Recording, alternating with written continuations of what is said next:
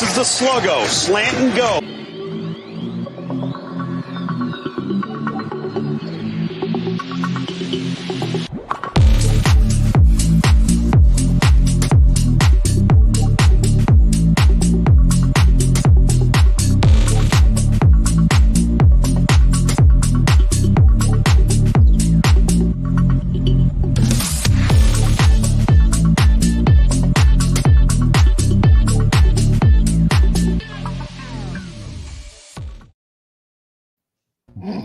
Fellas, show 100, and I nailed the opening.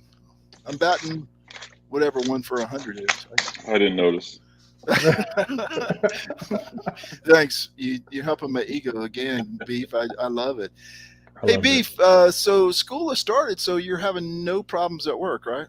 No, it's great. Everything's smooth. I mean, there's no supply chain issues, no problems with books being in schools on time for the start of school at all. No. My email's been really quiet. I didn't have 514 emails in 3 days. No, everything's great. Great. Well, you didn't notice the open, so you probably didn't notice the guy sitting to your left. Yes, we call him the champ around here. We won't call him that for long, but we call him that now. Is Zach Locks Parker returns to the airwaves. Zach, we haven't seen you since you were drunkenly celebrating your victory. Running laps around the yard. What have you been doing for the last 7 or 8 months? I can't say a ton, honestly. I've been playing a lot of golf, been working on my game. It's been going well there, but I'm just starting to get back into college football mode, man. Been listening to the podcast. Cool. I heard some great knowledge in the last episode because Casey wasn't on it. And JP Priester was, so yeah. JP got me fine-tuned, and I'm just starting to dive back in, guys. We're getting pretty close to it, man. Everybody excited? I know I'm pumped. I am too. Talking so fast, isn't he? Look, that guy's talking so fast. Talks like somebody from New Jersey, actually. We got an hour, guy. Hey, I'm ready when you are. He's got an appointment. But plus, Casey, I heard he's been talking crap around Pooler, Georgia about me and you. Somebody was listening in and got a video of Zach talking crap. I'm the man. There it is. I wish we were good enough at like Photoshop. You could have got his mug there. Face in there. What's up, Anthony? I'm not that good. I can cut a video clip, but that's about my skill level on the old machine. Anthony Weeks checks in, asks what's up. Kevron second tonight. Hey, good evening, Kevron. y'all. And Anthony, the video is lagging because I think my 2 mice that are running my internet are on break because 2 meetings today, both times, like 30 seconds into the meeting, not any other time of the day. Plunk, right? Right when the meeting started. So that's beautiful. Yeah. And I got back in like 10 minutes later, and the girl said, "Where did you leave off?" Shortly after you said hello. Hopefully it's better now. Maybe on purpose. Better. John Chansey's asking for the belt. What do you think's holding up his pants? All right. Nelson says he's here for Georgia YMCA youth basketball. That's tomorrow night. That's tomorrow night. You have to tune in tomorrow night on the Chop in Beef. Fellas, we're here to talk football. Before we talk football, as you guys know, you saw from my lovely picture there as part of the intro, except for Casey, who wasn't paying attention, I went to Vegas, and I learned something in Vegas that is going to carry me through this year and is going to make me the champion. Okay. And it's why I decided to have a new prize this year for the champion, because I'm going to win it, of course. And we'll get to that in a little while. I'm going to put that at the end so people have to stay around. And here's the thing. I actually bet. I went to the Westgate. I sent you guys pictures. A lot of fun. Zach, you gave great advice, by the way, about sitting at the machines and playing and getting the free drinks. That was cool. I mean, if there's anyone you know, Marty, that knows how to get free drinks on the panel, it's your guy, right? Well, yeah. You would be the one, because I generally pay for mine. But nope, anyway, not anymore. not at the Westgate. Nope. But I learned something. I bet some baseball there. Actually, I think that's all I bet on. That's all that was going on. No horse racing or whatever. So I bet some baseball. But I quickly figured out two things. I bet nine bets, not 9 games, so there was bets within the games. But I ended up, as you guys know, I had a 27.6 return on equity during that 3 or 4 days that I went to the Westgate, and I had a losing overall record. So Casey's doing the math. Can't you hear it, Zach? So squeaking. Here's my great epiphany from Las Vegas. Last year I was worried about wins and losses. I'm not worried about wins and losses. Those guys that tell you that the vig is too much or the juice is too much, they are geniuses. I went 4 and 5 and returned 27%. Now, part of that was a big bet at the end. I was trying to lose everything, so then cash out and had a few beers that I paid for, by the way, and I won big on the Los Angeles Dodgers, a ball team for an Astros fan, right? The Los Angeles Dodgers pulled me through. But that was my big epiphany. Last year, I was going for the best record, and I really didn't care if I won or lost the belt because I knew it was like $4.99. But my epiphany is that don't worry about wins and losses. Worry about the value you're getting on the bets you're placing. Now, I'm 112 years old, and it's kind of sad that I just figured that out. It's free advertising right there. And I'm not in Vegas anymore, so too bad. Anthony Weeks says, I talked to DJ's dad today live on Twitter Space. Great guy, wants nothing more than to see DJ succeed. And put last year behind. Oh, put. Okay, thanks for. If you're on Twitter and it's any time during the day, you're probably going to see Anthony Weeks on a Twitter Space running mass chaos. It is hilarious. It is fun, and Anthony sits back and listens and throws the occasional barb in there. It's funny. Miami fans are going crazy. It's worth a listen or a watch if you're just scrolling through Twitter. Just jump in for 5 minutes and you'll just be laughing. It's crazy. Ryan, welcome to Camp Kool-Aid. We're glad you joined. Everybody here likes Kool-Aid. I'm anticipating.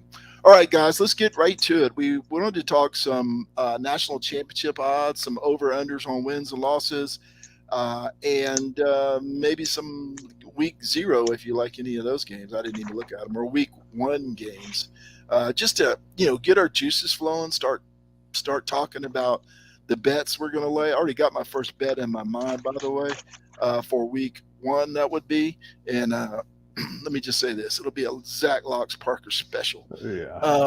Over under, huh? Yeah, it's all there's the play in those games. The schedule. Yes. All right, Alabama. Now we don't have to go through all these, but just pick out some that you guys like to talk about. Alabama. This is national championship odds. Alabama's plus 200. Ohio State plus 325. Georgia plus 375. Clemson plus 1,200. Notre Dame 6,000 and A&M 3,000, which I thought was really kind of interesting. So, Locks, you are the defending champion. You go first. Any of those numbers stand out to you? Something that you would bet on? Something that I would definitely not bet on would be Notre Dame. I can tell you that. They're going to get waxed week 1, and it's just if they can recover from that. Can they? I mean, it's a good thing they're playing Ohio State week 1. Let's just say that. I think we saw what you sent us the other day. The line was 15, I think, and it's still early. 14 and a half, 13 and a half, or 14 and a half. I don't remember. I don't expect them to come out of that one with all their limbs intact. It's going to be rough. So they still have to play, obviously, Clemson and North Carolina, and also USC at the end of the year, too. So they shouldn't even be an AP top 5, let alone 10, I would think. But, it's just a starting point, and the AP is what it is, as they say, usually, especially at this time of year. But Notre Dame is highly overrated per usual, I think.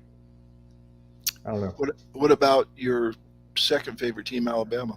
Alabama is, just normal Alabama. I think it looks. It's. I feel like we've said this 4 years in a row. Ever since I've been on podcasts with Casey too. I mean, it's just like it's the same 4 or 5 teams.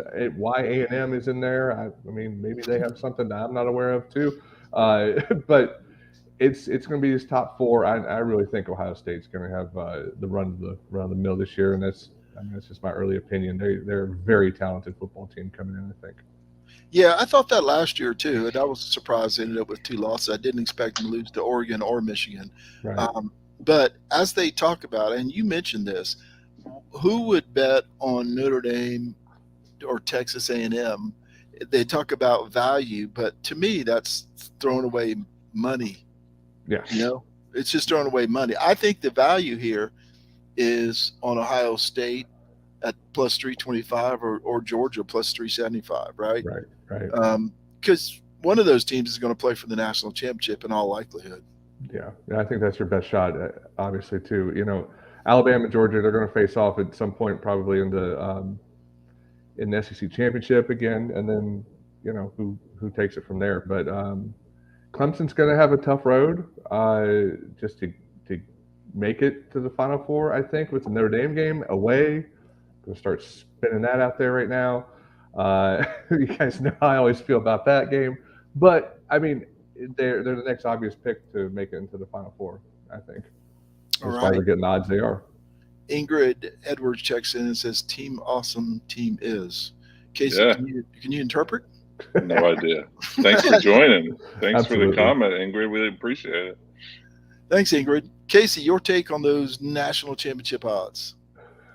What I would put a lot of money actually on Ohio State. I think that the 325 is a tremendous value. I think Georgia is stay away.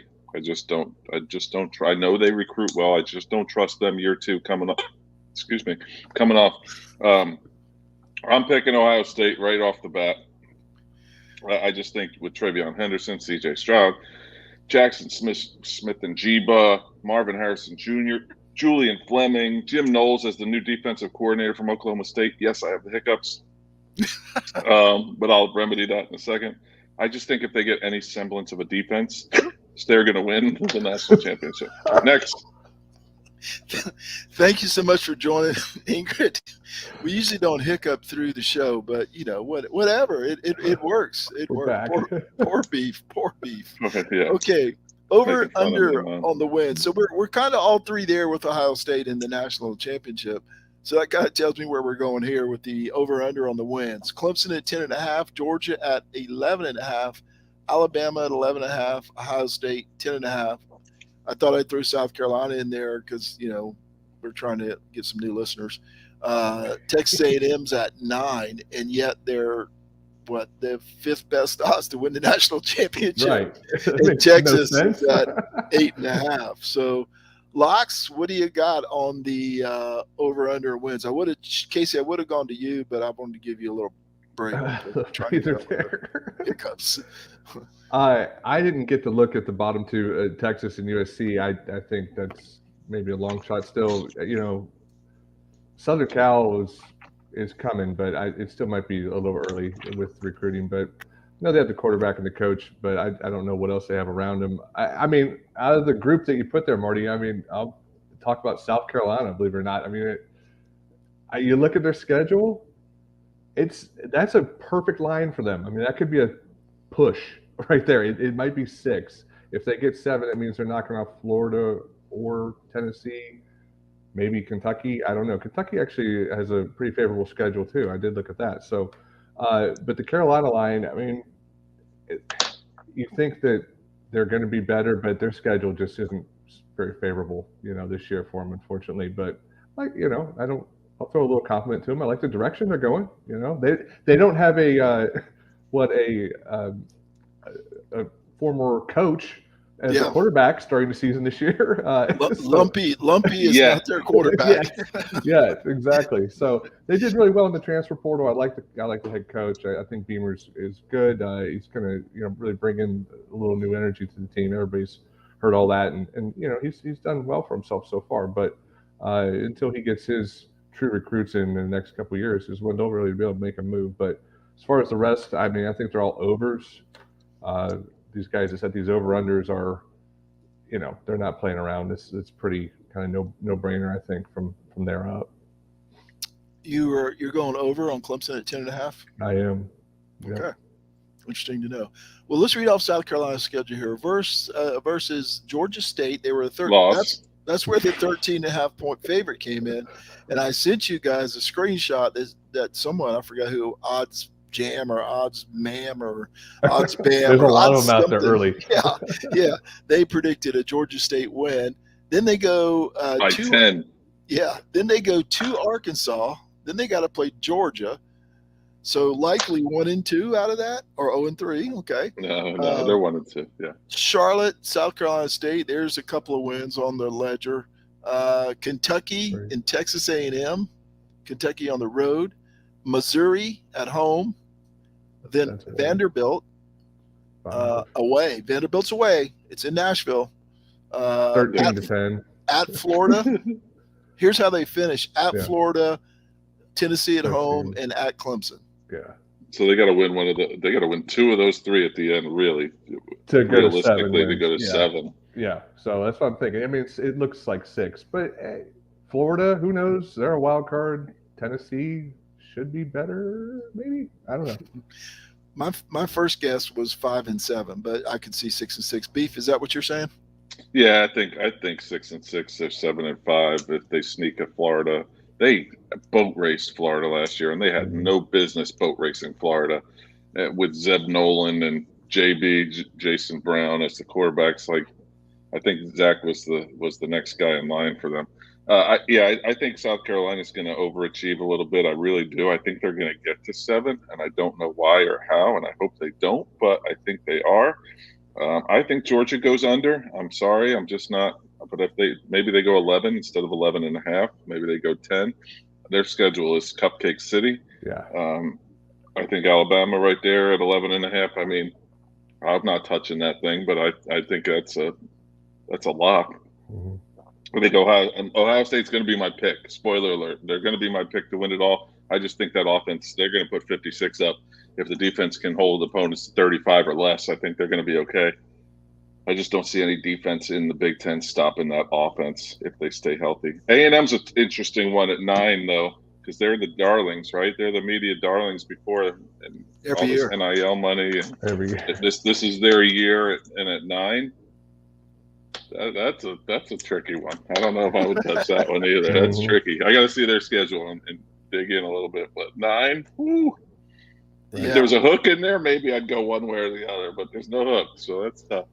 Well, let's look at Texas first. I felt, of course, I live here in the Austin area, so I'm interested in them doing horribly. UL Monroe, they play Alabama in the second game of the season. That is here in Austin. Oh, cool. Tickets as low as $265. And I've been in that stadium. I haven't been low in that stadium, and it was still expensive, like 5 seats from the very top of a 100,000 seat stadium. So imagine what's 265 will get you. UTSA at home. Now, I heard somebody today calling this maybe an upset special. UTSA over Texas. The Roadrunners, right? Yeah, whatever they are. At Texas Tech, always tough, but Texas usually wins. West Virginia, Oklahoma, the Red River rivalry shootout, I'll call it. Iowa State, who gives Texas some problems. At Oklahoma State and at Kansas State, 2 interesting games there. No Kansas this year, huh? On the schedule? Yes. It's coming up. Chill out, Beef. They got. Sorry, I thought you were done. This is not JV football. They got more than 9 games. Versus TCU, always a tough one for Texas too, and the toughest one at Kansas on November 19th, and then Baylor to finish it out. Do you guys see 8.5 wins there or 9 wins? Alabama, West Virginia, Oklahoma State, Kansas State, Kansas. I mean, that could be a easy Baylor? 7-5 too. I don't know. That's a crazy team. It has been for a while. I mean, they're talented. It depends on what they get out of the quarterback. Quinn Ewers is a complete unknown. He was highly rated. If he came out on time, it would have been his true freshman year, right this season. So you're just not sure what you're going to get from the guy. I mean, he was a higher rated than Kate Klubnik. They are the same age, so. we know how much Cade Klubnik is revered by Clemson people already. So we'll see if they can get to. I trust in Sark. I do. I think they're going to be better, but that's a tough road right there. And Baylor, what's Baylor going to be in They're year ranked 3 of 10th. Dave Aranda? But they lost. They're not starting their all-world quarterback Gary Bohannon, who transferred to UCF because he lost the starting job. So yeah, we'll see. I like the Big 12. I like watching the Big 12, but I don't really have a team there. Yeah, he lost the starting quarterback to a guy who, when he came in, I think never threw anything past the line of scrimmage for the first 25 passes, and Clemson knows something about that, by the way. So yeah, if you look at their, just by the preseason rankings, which Locks loves, they play number 1, number 9, and number 10 at home, and play number 12 on the road. That doesn't even count Kansas State, TCU, Iowa State. So I'm not seeing 8.5. Maybe 8, but it's tough. They've had some injuries too, as Nelson pointed out on the Facebook group. Everybody has injuries. They've lost a couple of receivers to injury. So who knows? And like Casey said, what do we know we get out of Quinn Ewers? He could be the greatest thing since I can't believe I forget Vince Young. Vince Young or Sam Ellinger or Colt McCoy. Colt McCoy, or he could be one of the last few bozos they've had there that can't do anything despite having a whole bunch of stars by his name. It'll be interesting to see what happens to Texas. Casey, and you talked about Texas A&M. Let me pull their schedule up real quick, because that's another team that generally interests me. But being in this area, there's usually two types of people, and A&Mers, kind of like South Carolina, but in reverse. How's that? Ooh, start off tough. Sam Houston, they're only playing one guy on the opening day. Then Appalachian State. Then Miami. Then Arkansas, at Mississippi State, at Alabama, a week off, then at South Carolina. Ole Miss, Florida, Auburn, UMass, and LSU. Do we see 9 wins there? I see 10-2. They screwed up that bye week, huh? Should have been before Alabama, not after. Ooh. Recovery. Yeah, that's lick your wounds week, I guess. Well, that's going to be a blood feud between the coaches too, I guess, right? Yep. Yeah, that's going to be fun. There's going to be a lot of build up to that. You can almost just pencil in game day being there. Sam Houston is good. They are the FCS champion usually every year. I think they won it last year, but are they going to be able to match up? But sneaky game there to start the season. You never know there. App State is another one. You just don't know. I think they were receiving votes. They received more votes in the AP poll preseason than South Carolina did. Miami, they're the darling right now too. So that game's probably going to be hyped up big too, because both teams will probably be 2-0 coming into it. And I think they're playing at a neutral site as well, I believe. No, they're playing at Kyle Field. My fault. And I thought they were playing in Dallas for some reason. But yeah, and then Arkansas. For SEC, I'm on record many times saying the SEC plays a bunch of cupcakes. On paper, Sam Houston and App State should be cupcakes for them, for a team like A&M, with all the hype that they're coming on. But that's a tough 4-game stretch to start. And my boys at Mississippi State are going to be in trouble if they lose any one of those first 4 games. Got to break that A&M shirt. I mean, they're not. I might go to the A&M game. Why not? Right? Why not? Should be fun. Should be fun unless you're hoping Mississippi State's going to win. But while you were talking, Beef, I pulled up Appalachian State's schedule, and they play North Carolina in Boone to open the season, and then they play A&M. So their first 2 games are North Carolina in Boone, and then a trip to College Station. Then they start their real schedule and play Troy, James Madison, the Citadel, Texas State, Georgia State, and James Madison is D1 this year. JMU D1. Georgia State, Robert Morris. I didn't even know they had a football team. Coastal, Marshall, Old Dominion, and Georgia Southern. So they start off with 2 Power 5 teams, I guess I should say, not FBS, Power 5 teams. I wanted to look lastly real quick here at Southern Cal, and what did I have them down as? 9.5. Yeah. 9.5. Southern Cal. Let's pull up the old Trojans here. A good host would have had this up already. Rice. I had some for dinner. It was delicious. They're playing the smart guys. They're playing the smart guys to start the season. That's a good way to go 2-0. Rice and Stanford, Fresno State, Oregon State, Arizona State, Washington State, all the states. The smart guys, then the states. State schools. And then they start playing the actual states at Utah, at Arizona versus California versus Colorado, then at UCLA, and finish it up with at Notre Dame. Do we see 8.5 on there?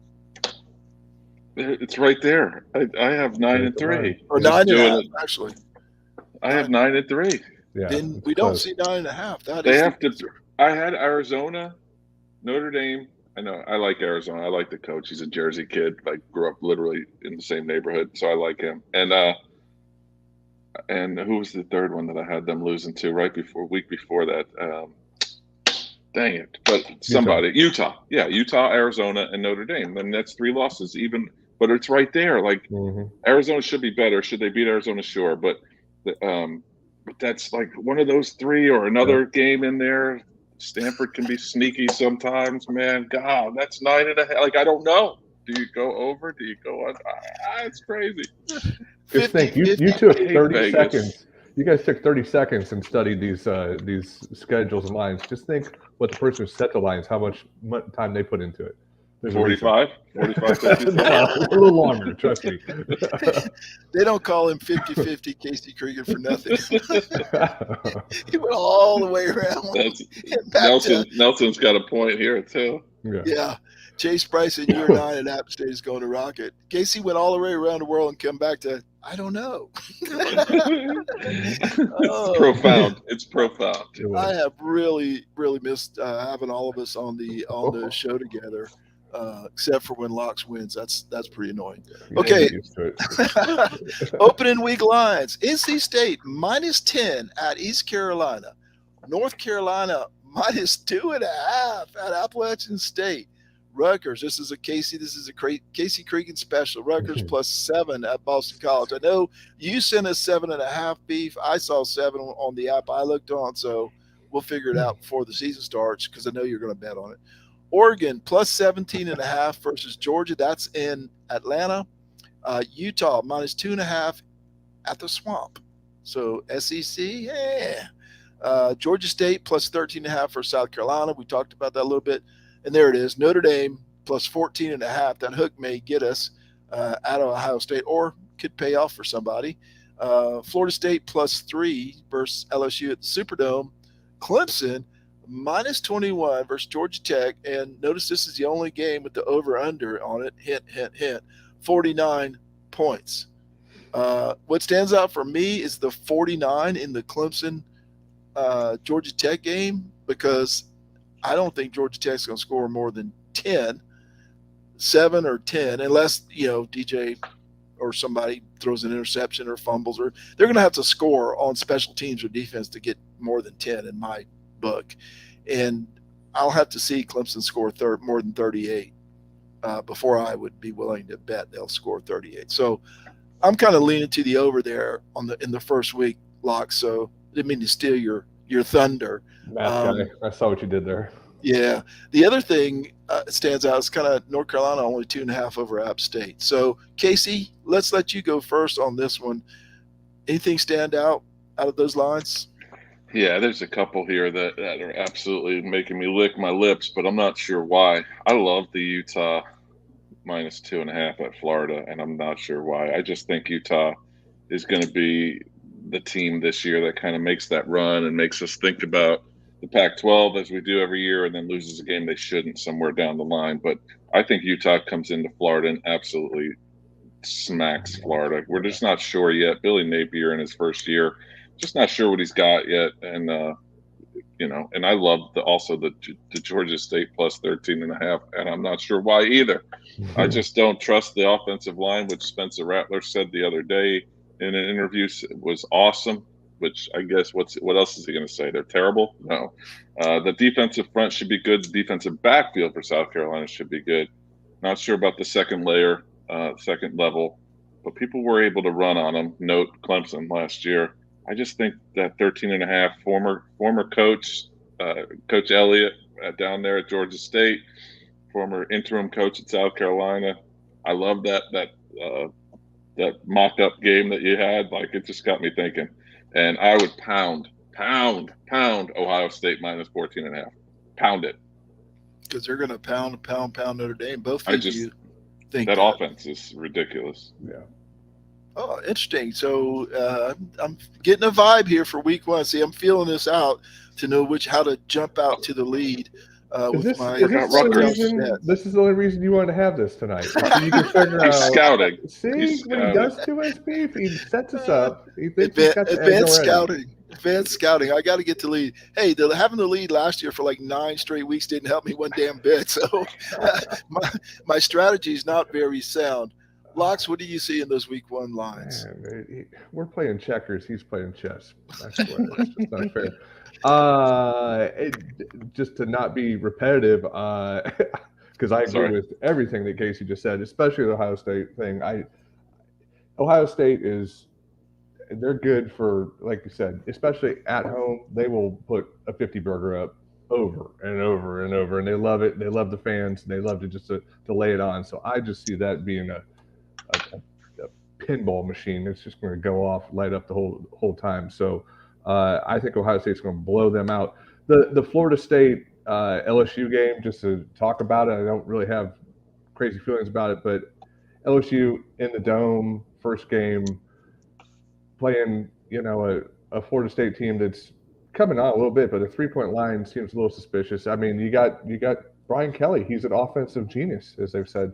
So maybe he has some athletes now, since he doesn't have all the scholastic requirements at LSU. So maybe we'll be able to have a little more fun down there and run up the score too. So I mean, I could see them covering a 3-point line with no problem there as well. So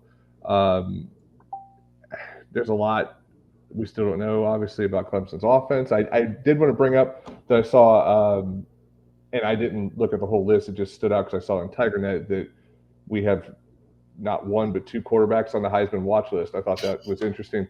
I don't know if any other team had that as well too, but I thought that was kind of funny. So yeah, and in Utah, like you said too, Beef, it's that just is too much to pass up there. I think they're going to come in and just smash Florida there. So what you got, Marty? Same deal? Yeah, pretty much. Like I said, I like the under in Clemson and Georgia Tech.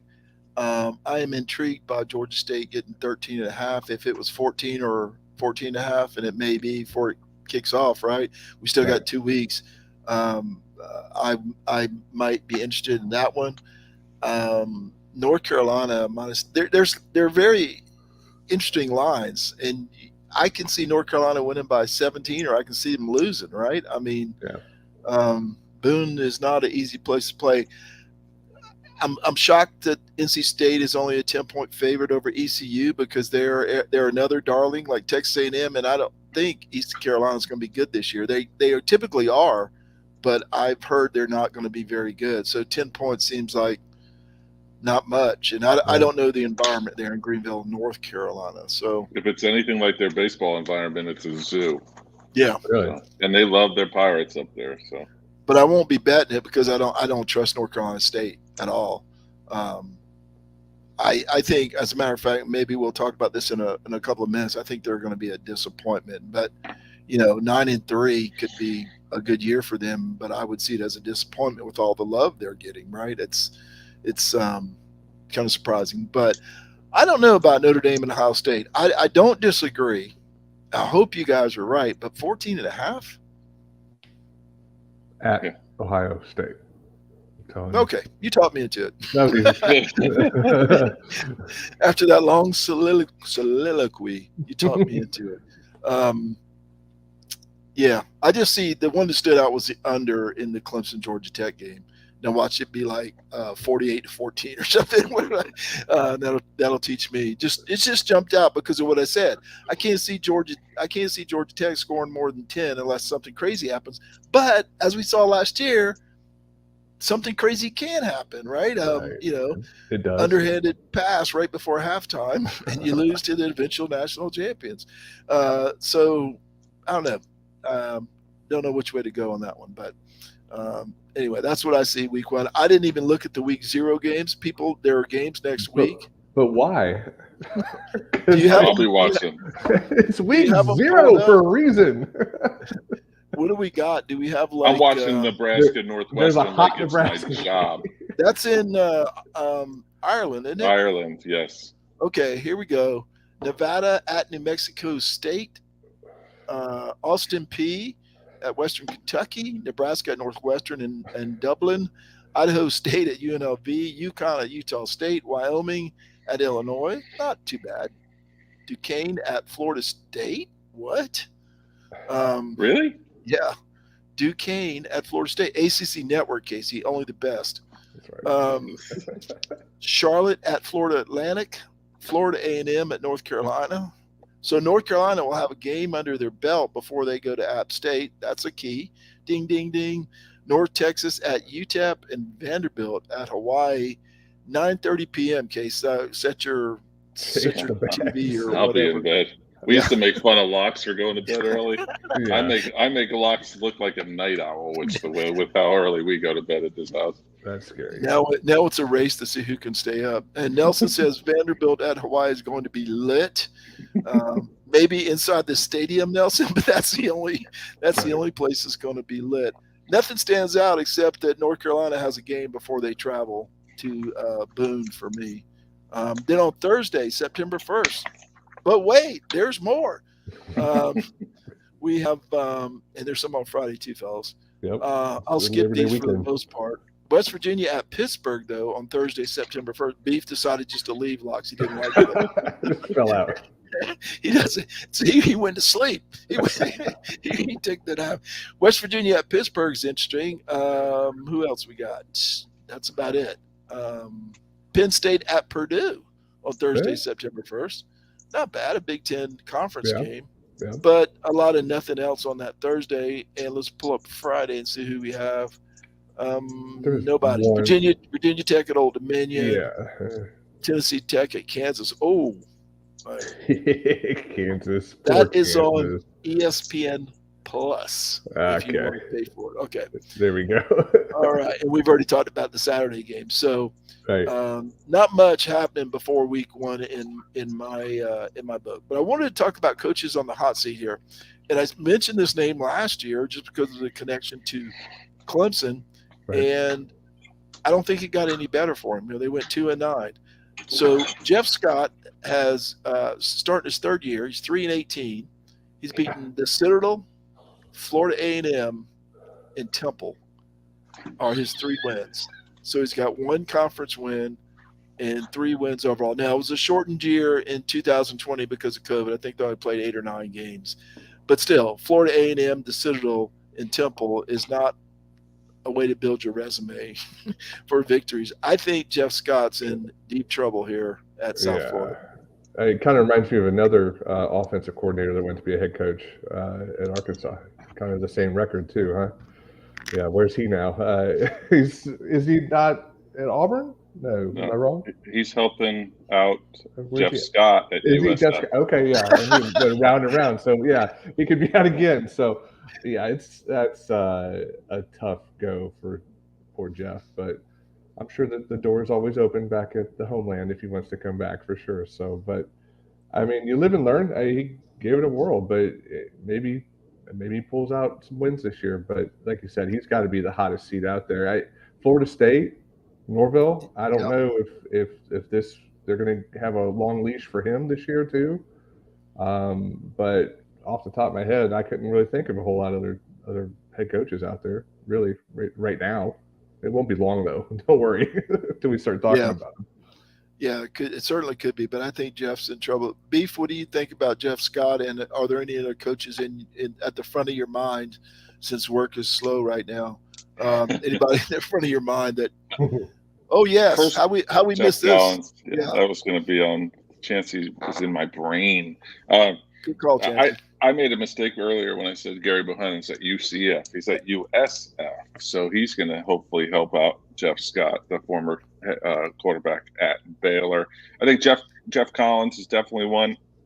Excuse me.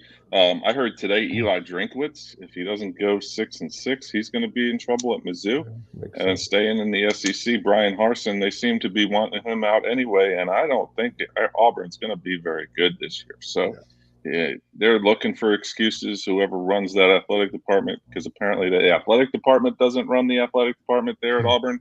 And they've been looking for excuses, making up false allegations about the guy.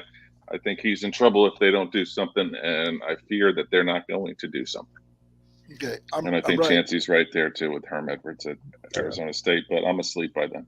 I'm writing a note. Casey made a mistake. Your annual eval's coming up shortly, Casey. Chancey says Herm Edwards, and I think that's more about than what happens on the field, though that might not be too good either. Let us know, the three of you that are watching. Hey, 3 watching. We got 1 fan each, one viewer each. So let us know if there are any other names we have forgotten. First-year coaches, how will they do? And also, this is really related to Clemson because we want to talk about Tony Elliott and Brent Venables more than Tony Elliott. Before I throw my 2 cents in, Locks, what do you got for Tony Elliott and Brent Venables? It's so early for the guys, but I mean, obviously Venables comes into a bigger stage and setup situation for him too. But again, we're talking about the Big 12, so anything could happen. Right back to it. He needs to start preparing though for the move to the conference of conferences, the SEC. So he better get his house in order quickly if he wants to hang around. So. I don't know. Elliott, honestly, what if he gets 5-6 wins? He'll be around. He's gonna have a little bit of a leash, I think, longer than Venables. But Venables, like I said, he'll be there for I think at least 3-4 years. He'll have some time. They wanted him and they got him. The expectations are certainly lower for Tony Elliott. At Virginia than Brent Venables. But I want to ask you this before Casey chimes in. Is Brent Venables in a good situation? Because Spencer Rattler, quarterbacks for South Carolina, and the other dudes at Southern Cal. Yeah. I mean, you got to have a quarterback in that conference, right? It's going to be 40 points. Now they may have, they may be okay. I just don't know. But I just know as 2 quarterbacks from last year, neither one of them are on the roster there in Norman. And a defensive coach coming into a very offensive league this year too. So.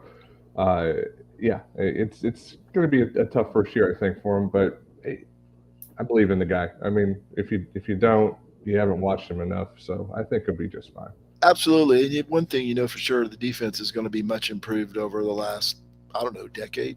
Yeah, at least. or so. Yeah, no doubt. Beef, what do you got on Brent Venables and Tony Elliott? I'll start with Tony first. I think he's going to be just fine there. I think that he's already – I have a real good buddy that's a Virginia alum who's talking about how he's just already changing a culture. Now, does changing a culture necessarily getting more wins? I don't think so right off the bat. He's got to be able to recruit, especially that DMV area where there's a hotbed of athletes right there up I-64 and I-95. So he's got to be able to get back in there and recruit. He's got the personality to do it. I think he's got some coaches around him that are actually really pretty good. I think he'll be fine. Like Locke said, I think either 5, 6, 7 wins probably in year 1 is going to be okay there in Charlottesville. Hopefully in year 2, year 3, they're competing for a coastal champ, or there's no more coastal, competing for, a top half. Top 4 maybe finish in the ACC if that conference still exists. As far as Brent Venables, I think you guys must have forgotten about Dylan Gabriel, who's going to be the quarterback there at Oklahoma probably, or he's in a battle with General Booty. We got to pull for the General. I just wanted to say that name, but he's so proud of you. General Booty is there. He's a backup. I did use the old Google machine to let me know who was the quarterbacks there. So I always have to go first. I don't get to use the Google machine. I couldn't figure out who the quarterbacks were. Yeah, that's why I was like, keep talking. I think he's going to be okay. But what's okay? What does Oklahoma expect year one, especially? It is their guy. They love him now. 12 years ago, they wanted him. They couldn't get him out of town fast enough. But they love him now. They were stalking his family. The fan base is absolutely insanity over there. So I think he's going to probably end up winning 9-10 games. And I think that's going to be okay. He's probably not going to compete for a CFP, no playoff this year, but he's recruiting really pretty well. So I think he's going to be all right year one, 9-10 wins, and then hopefully build on something. He's infectious. People love him. He's crazy, but people really love him. And I think if he instills any semblance of defense for Oklahoma, he's going to be successful until they move to the SEC. Certainly pulling for Venables in Oklahoma, which I would have never said before he was named head coach. And Casey, I should have known something was up when your eyes got big as saucers that you saw General Booty on your phone. Your eyes got very, very big. I was wondering, what has he got there? What the heck is happening there? From Tyler, Texas. He was at Tyler JUCO. Tyler. I didn't even know they've got so many JUCOs over there in East Texas. Typically, that's where Roger Clemens came from, a JUCO in the Houston area. A lot of baseball players in that area, and somebody named Cam Newton also came from a JUCO over there after he stole the laptop, allegedly, at Florida. Okay, guys, this is what all 9 people have come in to see. Zach, hold up the belt that you lucked out on last year. This was our prize last year, folks, for the I think it was $9.95 at on Amazon or something like that. Gold. Plus falling apart.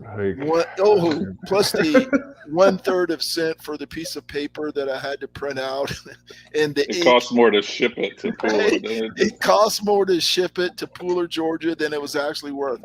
But I intend on winning this year, so I stepped the prize up. Last year, I let you guys win. I felt bad. I was kicking your butt all year. But this year, we have upped the ante, folks. Now, I'm not sure how you guys feel about jewelry for men. And no, it's not a turnover chain. Here's the prize for this year, whoever wins. I've already took the liberty. What are we doing here? I took the liberty to put my name on there. I was pre-ordered. Just to make sure it fit. Yeah. So this is what we're looking at, fellows. And I'm still going to try and fit the Sluggo logo on there. I haven't done that yet, but it's an actual ring. Okay. So Locks, if you win, I'm predicting a divorce as you walk around with your belt and your ring on your finger.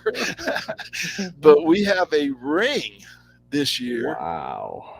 Next year, it'll probably be one of those big, giant cowboy hats. But still figuring out. But this is your prize, fellas.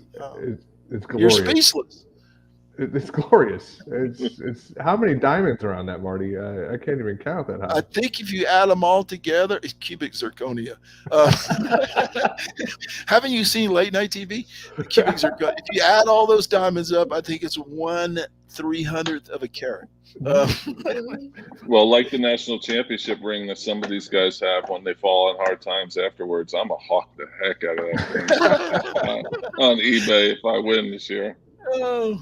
Nelson wants to know, is it a belly button ring? It can be. If you get drunk enough, Nelson, it can be. If you have I got a big enough belly for it. I think guilty. So that is it, fellas. We're playing for a ring this year because it's going to be ring season for one of us. Who isn't playing for a ring? That's true. Everybody's playing for a ring. We are playing for a ring. Casey, I looked. I don't know if they have size 400. So that's a hat. My ring size for the sausage fingers. I can't get my wedding ring off. I'm talking about Casey, and my wedding ring is like stuck to my finger. So Yeah, so we're playing for a ring. I don't know if you guys like jewelry. I'm not a jewelry guy, obviously. But I don't know. Want to do something different. It is what it is. That's awesome. That's That's fantastic. awesome. I can't wait. Yeah, pinky ring. A pinky ring. There you go. And already have one. Here's the key, guys. It's going to be cheaper if I have to ship it. It's not going to cost $49.99. Makes sense. It costs more up front, but it's going to be cheaper to ship. So there's the real plan for me. I'm planning to ship it either to the island. And things aren't cheap when you got to take them on a boat and go over to the island. Things are not cheap, Casey, right? It's true. And Locks, Pooler, Georgia is a little bit out of the way, and FedEx or UPS or however I sent that thing last year, begrudgingly, was very, very expensive. We had to go to a smaller prize this year. Next year it will be like a pen. It's very small, like a lock. You get a coaster. A coaster. Oh, hey, these are almost extinct now, but they're still around. Yep. All right, football soon, fellas. We'll figure out next week. And Casey, I know you got a pile of work in front of you, so we'll worry about that next week, whatever comes up. Locks, you can join us next week. You can take the week off and study the lines if you want to. I need to, but because in 2 weeks you need to be ready, because I'm coming for you. I'm coming for that belt. Oh, by the way, that belt gets shipped back if you lose it. If you lose this year, understood. But I feel pretty good about it. So we're keeping it in the house. We'll see. I learned lessons in Vegas, and one of them is don't let your wife play slot machines while you're betting $5 on a baseball game. That's number one. Absolutely. Yes. You're in a baseball game for 4 hours. Lots can happen for her, at the same time. I don't know if you're listening, Locks, but I told Casey this story. She's like, "You're betting on baseball?" And I'm thinking, well, yeah. I said, I'm positive I'm plus money. She said, but you're betting on baseball. And I'm like, Jesus, you just lost $400 over here in about an hour and a half, and you're yelling at me for winning. That's right. You're working on an algorithm. She's just pushing the button, That's the thing. I had some, good or bad, win or lose. Mine was not totally luck. It was a lot of luck. I'm not lying, but it wasn't totally luck. I had a plan and a theory, and it ended up getting lucky and winning. And she's and our money's just going straight down the drain. But they're penny slots. Yeah, no, exactly. No, there's a lot of pennies going away. There is. Quickly. Football soon, fellas. Next week will be week 0. There'll be games. The week after that's week 1. We'll be putting some bets down. I'll be screwing up the standings. I can't wait. To take Locks down. Casey's going to be sneaky good this year. I got a feeling. He's been studying all summer. All right. Appreciate you joining, Locks. If we don't see you next week, we'll see you in 2. Casey, thank the people. Let's get the heck out of here. Thanks to everyone in the Seldom Used Reserve College Football Discussion Facebook group, especially Nelson Wilhite for all his help, John Chansey for being a good all-around guy, Uncle John McGee, who I saw watching tonight, as always, Sluggo Podcast, and each and every one of you who listens, likes, shares, and participates. On behalf of Marty, Seldom Used Reserve Coleman, Zach Locks Parker, I am Casey the Beef Cregan. Thanks so much for listening. Make sure to check out rubbingtherock.com and Chop and Beef Show tomorrow night. Thanks so much again. We'll see you right here, hopefully next week on Sluggo. Thanks to Jason Priester for co-hosting last week in Casey's absence. Thank you, JP. Thanks, JP. I think we're done here.